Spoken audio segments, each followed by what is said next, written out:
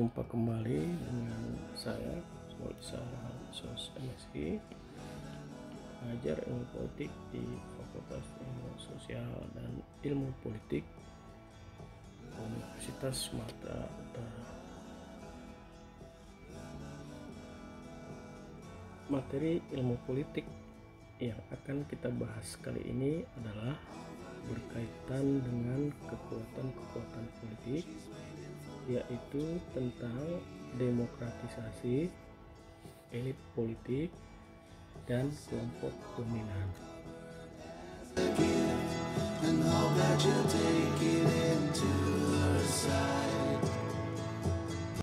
Materi kali ini berkaitan dengan pertanyaan mengapa sebuah negara menjadi negara demokrasi.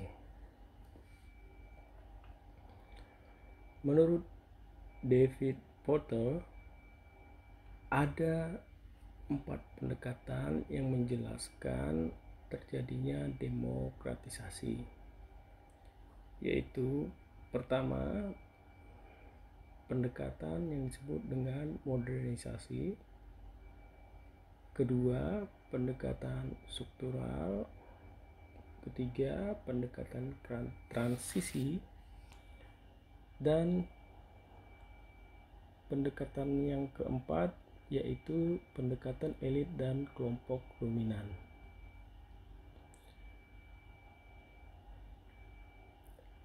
Kita bahas yang pertama, yaitu pendekatan modernisasi. Pendekatan ini menekankan pada sejumlah prakondisi sosial dan ekonomi yang dibutuhkan bagi suksesnya proses demokratisasi. Basis penjelasannya adalah pembangunan di negara-negara barat yang terbukti ampuh menempuh jalan pembangunan ekonomi yang secara otomatis mendorong pemikiran kaum modernisasi melahirkan demokrasi. Secara empiris, negara-negara Eropa, Amerika Utara berhasil pulih dari kehancuran Perang Dunia Kedua akibat modernisasi yang dikembangkannya, sehingga demokratisasi di sana tetap berjalan.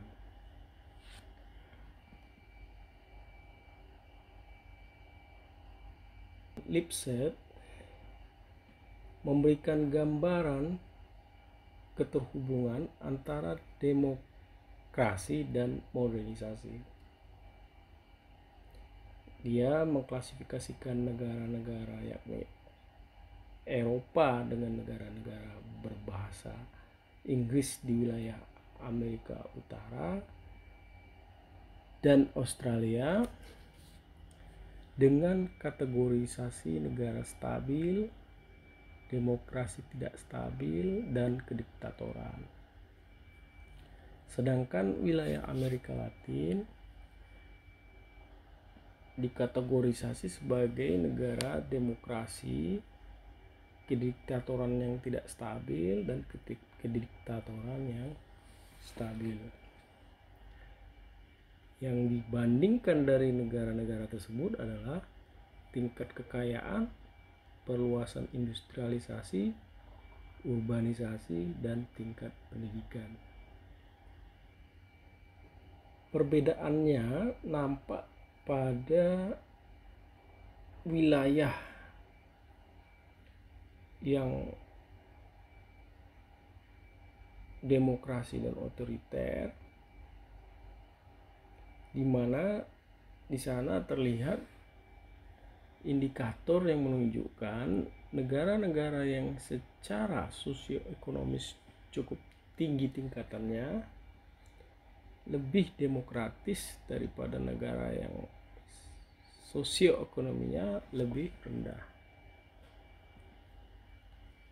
Dengan kata lain, negara yang tingkat sosioekonominya lebih rendah akan cenderung pada otoriterisme. Menurut Lipset, semakin kaya sebuah bangsa, semakin besar peluang suatu negara tersebut melangsungkan demokrasi. Nah, cara dan pengalaman pada negara-negara maju ini atau negara-negara demokrasi inilah yang kemudian dicoba diterapkan pada negara-negara berkembang melalui program pembangunan ekonomi.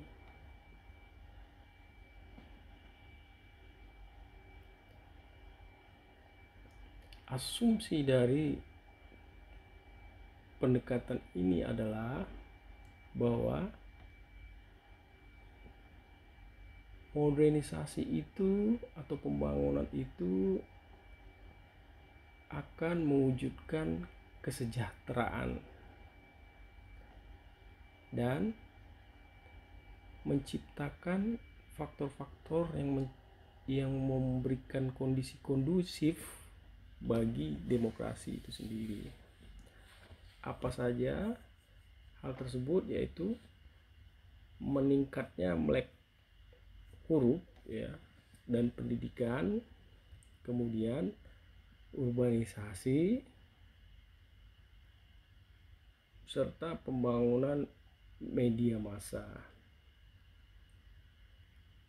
Nah, hasil pembangunan ini kemudian menimbulkan dua model utama kehidupan politik, yaitu model pertama,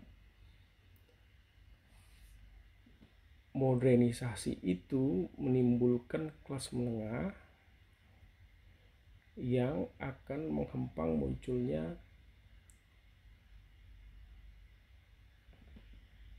perjuangan kelas.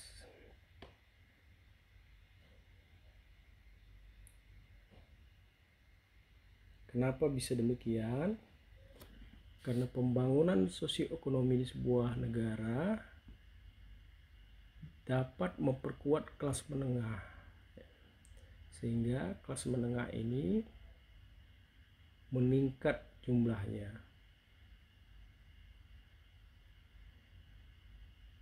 Menurut pendekatan ini, keberadaan kelas menengah itu sangat diperlukan oleh demokrasi.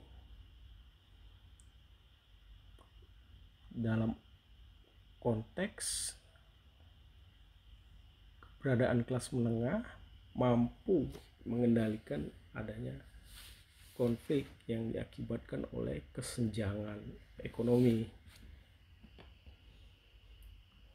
Kemudian model kedua, modernisasi menimbulkan yang namanya kesejahteraan, dan kesejahteraan itu menimbulkan ketidakpuasan pada sistem otoriter. Jadi teorinya, akibat dari pembangunan ekonomi dan perluasan tingkat pendidikan, masyarakat menjadi tidak puas dengan rezim otoriter yang represif, atau masyarakat merasa sistem politik yang ada, yaitu sistem politik otoriter, gagal mengakuinya sebagai manusia.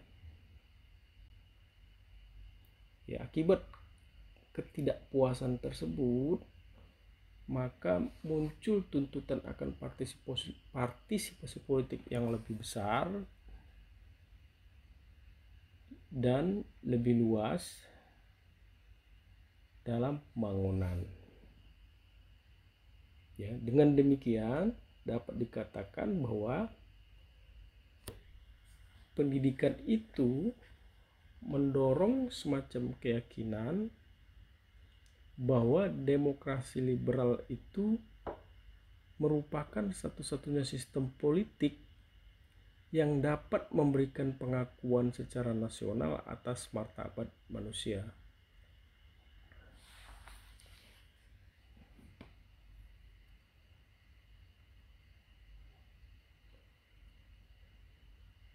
Kemudian kita masuk ke pendekatan kedua, yaitu pendekatan struktural, di mana pendekatan ini menekankan pada proses perubahan jangka panjang.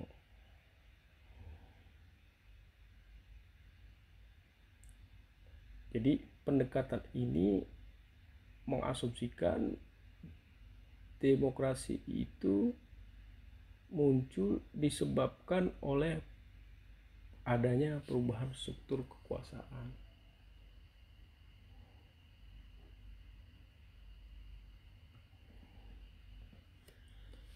Basis pendekatan struktural ini yaitu hubungan timbal balik struktur kekuasaan. Hubungan ini memberikan tekanan dan kesempatan yang dapat memberikan atau menentukan elit politik mengambil pilihan-pilihan strategis menuju demokrasi.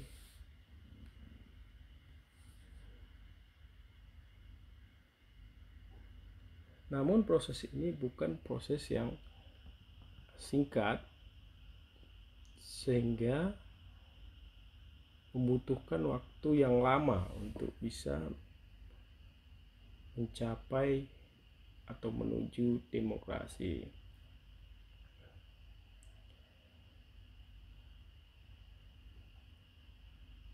Sebagai contoh, ada 3 hal yang melandasi keberhasilan India mengembangkan demokrasi. Yang pertama, ada kondisi di mana negara kolonial yaitu Inggris menciptakan kondisi struktural yang menguntungkan bagi pertumbuhan demokrasi parlementer di India, yaitu dengan cara memisahkan kelas atas pemilik tanah dari kelas-kelas komersial dan profesional kota yang baru muncul.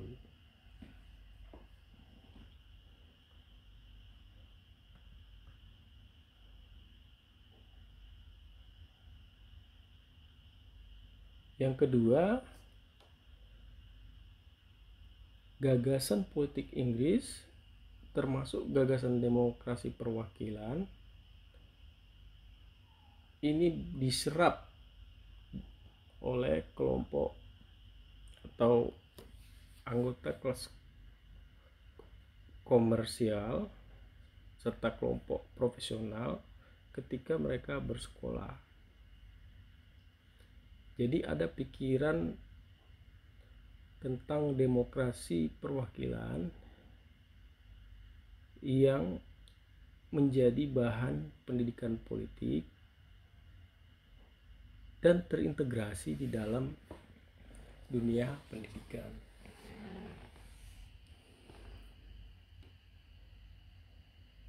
Yang ketiga, kelas-kelas komersial dan profesional tersebut mempertimbangkan gagasan-gagasan demokrasi itu dengan serius dan bahkan membentuk gerakan politik nasionalis untuk mencapai tujuan-tujuan politik.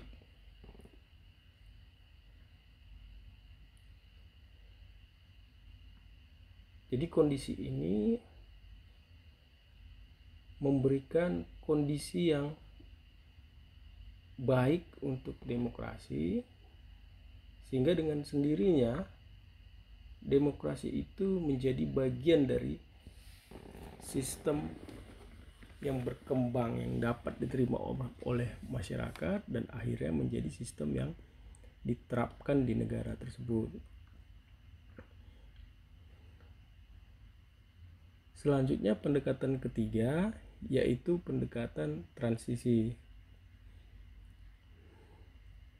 Pendekatan ini menekankan tahap-tahap menuju demokratisasi. Jadi proses menuju demokrasi itu harus dilakukan melalui tahap-tahap tertentu yang artinya tidak dapat dilakukan secara instan. Jadi dalam pendekatan ini diasumsikan bahwa sebuah negara tidak akan bisa menjadi demokrasi secara tiba-tiba atau secara mendadak. Jadi proses ya untuk menjadi demokrasi itu memerlukan kesiapan, terutama dari masyarakat, agar demokrasi itu dapat diterima tanpa paksaan.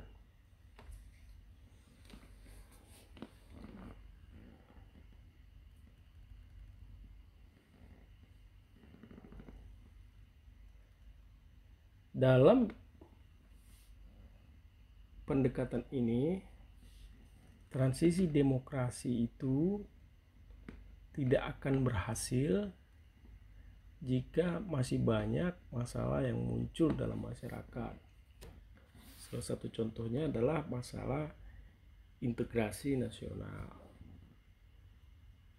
masalah konflik horizontal seperti SARA atau primordial.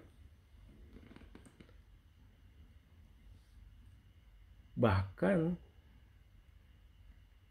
jika demokrasi itu sudah diperoleh atau menjadi sistem politik, menurut pendekatan ini masih dibutuhkan waktu untuk mengintegrasikan sistem ini dalam budaya politik masyarakat. Rostow ya, menjelaskan tentang 4 tahap menuju demokrasi. Tahap pertama yaitu tahap persatuan nasional. Tahap kedua ya tahap persiapan. Tahap ketiga tahap keputusan, serta tahap keempat yaitu pembiasaan. Jadi di tahap pembiasaan inilah tahap di mana meskipun tadi demokrasi itu sudah berhasil menjadi sistem politik, masih dibutuhkan waktu untuk mengintegrasikan sistem ini dalam budaya politik masyarakat. Pendekatan keempat yaitu pendekatan elit dan kelompok dominan, yaitu pendekatan yang menekankan pada analisa pilihan-pilihan aktor politik yang memiliki kinerja atau prosedur lembaga-lembaga politik yang menggiring ke arah transisi menuju demokratis. Nah, ini merupakan pendekatan yang populer digunakan dalam ilmu politik. Nah, para elit ada yang berada di dalam lingkaran kekuasaan rejim otoritarian dan juga ada yang berada di luar lingkaran kekuasaan rejim otoritarian. Mereka ini adalah para pemimpin organisasi buruh bawah tanah, misalnya para pemimpin partai politik, pemimpin-pemimpin etnik, pemimpin-pemimpin agama, maupun pemimpin gerakan mahasiswa yang memiliki tentu saja kemampuan menggerakkan transisi demokratik menentang rezim otoriter. Artinya, parameter dari elit yang dimaksudkan tersebut adalah mereka yang mampu mengartikulasikan keinginan masyarakat dalam tatanan sosial, ekonomi maupun politik, termasuk juga memiliki posisi kunci dalam organisasi gerakan pembangkangan yang kuat.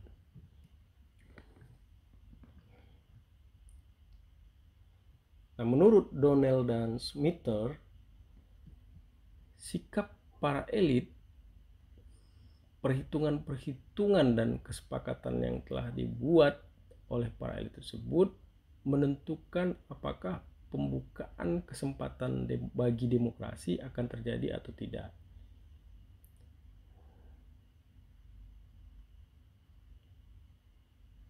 Jadi elitlah sebagai penentu hasil politik transisi, bukan kelompok yang lain, apalagi kondisi ekonomi.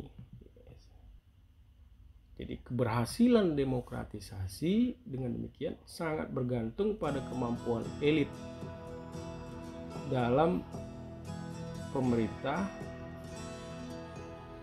untuk mengakali pola-pola yang mapan.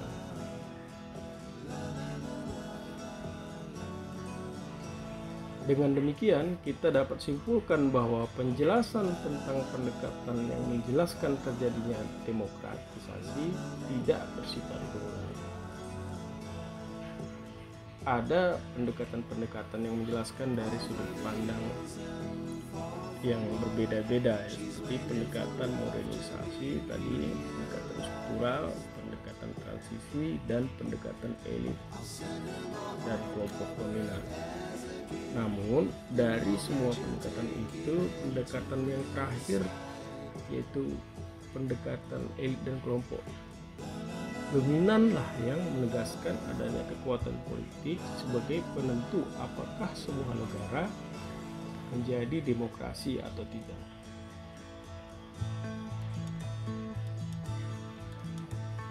Demikian materi tentang demokratisasi, elit politik, dan kelompok dominan. Tentu masih banyak hal yang belum dijelaskan dalam kesempatan video ini. Oleh sebab itu, jika ada yang ingin didiskusikan, silakan sampaikan dalam kolom komentar pada materi video ini ataupun mendiskusikannya pada media lainnya. Terima kasih atas perhatiannya. Sampai jumpa lagi dalam materi berikutnya.